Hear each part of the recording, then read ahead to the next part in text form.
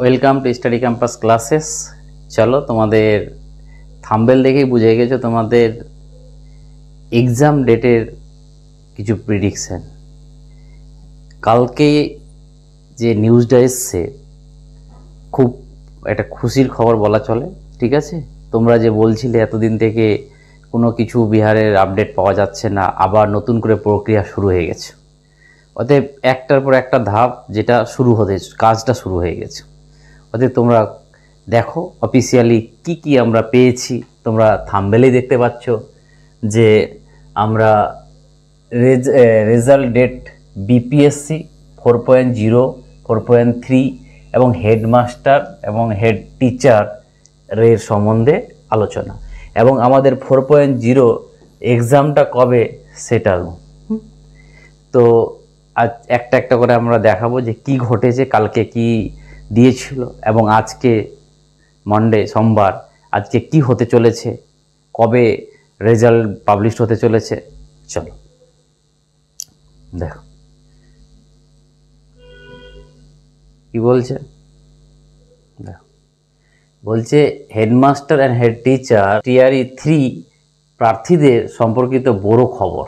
ঠিক আছে, কি খবর বড় দেখো।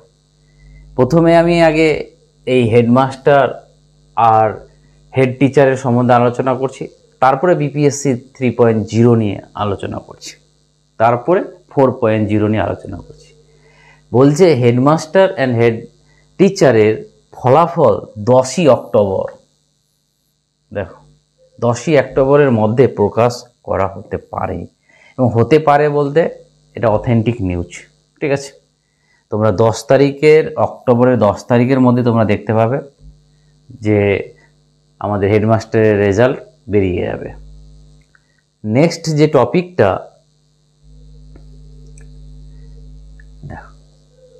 নেক্সট টপিকে যদি যাই আমরা, কি বলছে, কি করে আর কি বলেছে।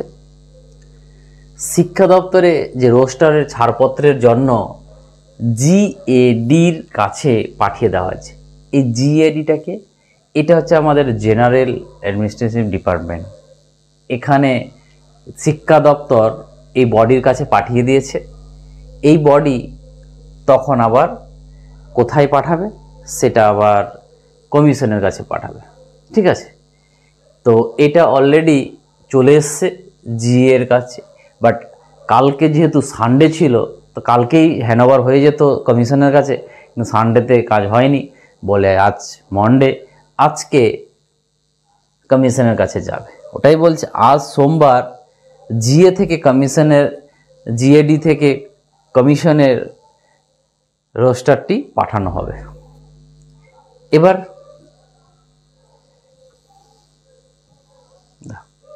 এবার কি বলছে, এবার বলছে যে কমিশনে যে রোস্টারটাতে করা হয়েছে সেখানে কমিশনের 50% রিজার্ভেশন হিসাবে করা হয়েছে। এই যে এতদিনের ডিলে হওয়ার কারণটা হচ্ছে এটাই যে তোমরা জানো যে রিজার্ভেশন নিয়ে ওদের সমস্যা, 65 কোথায় 50। তো যেহেতু সুপ্রিম কোর্ট 85-কেই দিকেই গেছে, তার জন্য ওরা 50-কে সামনে রেখে রেজাল্টটা পাবলিশ করবে। তো ওটাই বলে দিচ্ছে যে কমিশন এই 50% রিজার্ভেশনের রোস্টারের ভিত্তিতে ফলাফল প্রকাশ করবে। অনেকজন বলতে পারে যে কিভাবে তাহলে ফলাফলটা হবে, যে কারণ যখন আমাদের সুপ্রিম কোর্ট বলেনি তখনই কিন্তু রিজার্ভেশনটা আলাদা ছিল, আর সুপ্রিম কোর্ট এখন রিজার্ভেশন 50% বলেছে, তাহলে 50% বৃষ্টি। এটা আমাদের ওয়েস্ট বেঙ্গলের ছেলেদের জন্য খুব ভালো খবর। ঠিক আছে, এবার কি বলছে, এই 10 অক্টোবরের মধ্যে হেডমাস্টার অ্যান্ড হেড টিচারের ফলাফল প্রকাশ হবে একদম, এবং এই হেড টিচারের হয়ে গেলেই 3.0টা কাজ শুরু, আর 3.0 কাজ শেষ হলে আমাদের 4.0 শুরু, আর 4.0 হয়ে গেলে আমাদের তার আগে একটা স্টেট হতে পারে। ঠিক আছে, দেখো এবার আমরা যাব কি, যে টিআরই 3-তে যাব, যেটা আমাদের বিপিএসসি 3.0, যেটার অলরেডি পরীক্ষা হয়ে গেছে। তো যারা দিয়েছো তাদের ফলাফলের বাধাও শেষ, এদের আর বাধা নেই। ঠিক আছে, এবং 22টিরও বেশি জেলা বিভাগে রোস্টারের ছাড়পত্র পাঠিয়েছে, মানে বিভিন্ন জেলা থেকে ভ্যাকেন্সি সম্বন্ধে রোস্টার পাঠাই এবং ওদের 38টা জেলা, তার মধ্যে অলরেডি 22টা স্কুটিং হয়ে গেছে, যে ওরা ঠিকঠাক পাঠিয়েছে কি পাঠায়নি, রিভিশনও চলছে। এবার 38টাকে এবার কি বলছে বিভাগ 1ই অক্টোবর, মানে ওরা যেহেতু 10ই অক্টোবর রেজাল্ট পাবলিশ করবে, 10ই অক্টোবরের মধ্যে, 1ই অক্টোবরের মধ্যে সব জেলা থেকে রোস্টার ছাড়পত্র মানে ডেকেছে। যেহেতু আমার এটা হিন্দি থেকে বাংলাতে কনভার্ট করার জন্য, ওই জন্য হয়তো ভাষার একটু প্রবলেম হতে পারে, ঠিক আছে, একটু কনসিডার করবে। তো এই বিভাগ আমাদের 1 তারিখের মধ্যে এদেরকে সব জেলাকে দিতে হবে, যে মানে 38টা জেলা থেকেই যেন কাগজ চলে আসে, না হলে তাদের বিরুদ্ধে স্টেপ নেবে, এটা বলে দিয়েছে। ঠিক আছে, তাহলে বুঝতে পারছো যে কমিশন একটু সক্রিয় হয়েছে।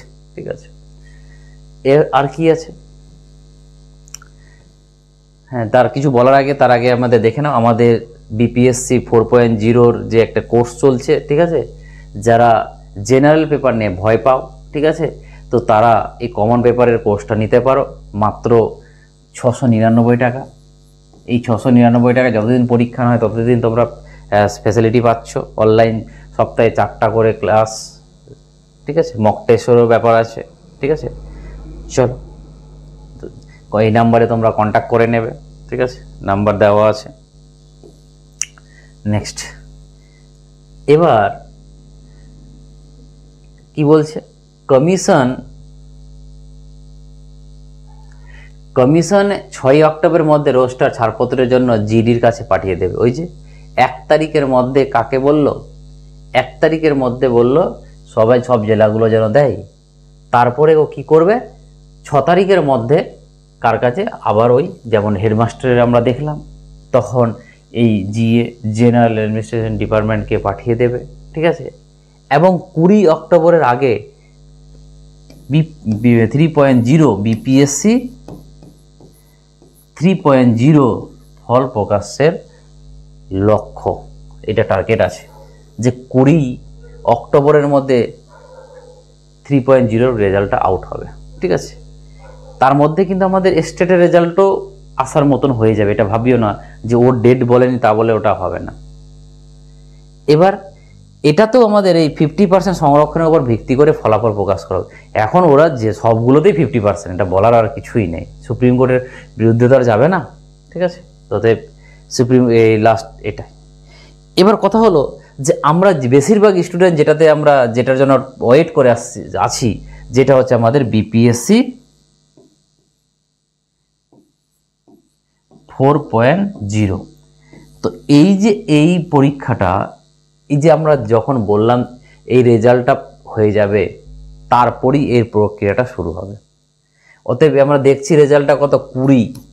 তোমরা মাথায় রাখবে অক্টোবরের লাস্টের দিকে বা নভেম্বরের প্রথম তোমরা এই বিপিএসসির 4-এর জন্য নোটিশ পেয়ে যাবে। এটা একদম মাথায় ঢুকিয়ে নাও। এবং পরীক্ষাটা ডিসেম্বর, আমার মতামত অনুযায়ী লাস্ট ডিসেম্বরের আগে পর্যন্ত তোমার পরীক্ষা হয়ে যাবে 4.0। এটা মাথায় রাখবে। অনেকজন বলছে, অনেকজনের মতন বলবে, ঠিক আছে, যে স্যার কি করে পসিবল, এটা ওটা। দেখবে বিহার সব কিছু করতে পারে চাইলে। ওদের আমার মনে হচ্ছে যে ওরা ডিসেম্বরের মধ্যে এটা কমপ্লিট করবে, কারণ ওদের টার্গেট ছিল যে ওরা বিপিএসসি স্টেট বছরে 2বার করে করবে। বাট যেহেতু এবার একটাই করতে পেরেছে, এই নিয়ে আমাদের অনেক কিছু চলছে। ঠিক আছে, মানে বিরোধী দল লালু আরজেডি ওটা নিয়ে বলছে যে আমরা 17 মাসে এত চাকরি দিলাম, তোমরা দিতে পারছো না।